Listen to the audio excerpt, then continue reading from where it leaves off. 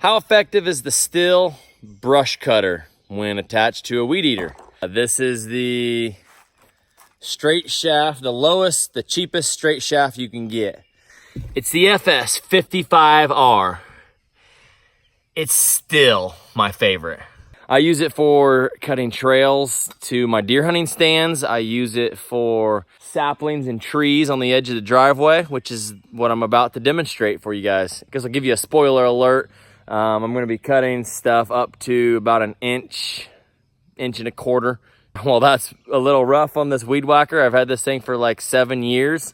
It's horrible at weed eating grass around trees or the yard or anything, but it's amazing at cutting down saplings, trees, thick weeds. You can take it and just start swinging it and cut a big deer trail right past your stand.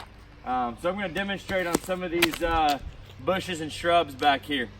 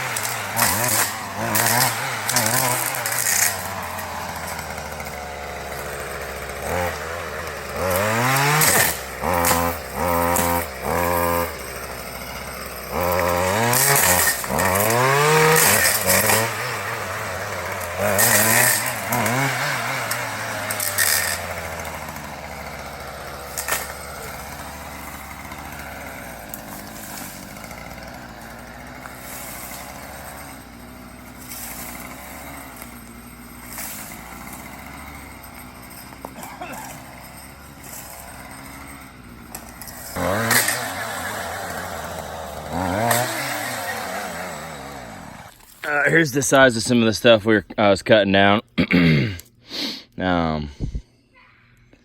is about 3/4 inch thick. There. This is a bigger one over here. You can see what's left of this.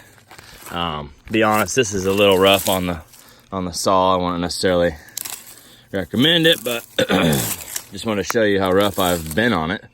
And it cuts it. So look at, this kind of stuff. And then this is the big ones. It's kind of got it all split, but look when I'm holding it. This stuff's 1 1/4 inch, like an 1 1/4 inch tree.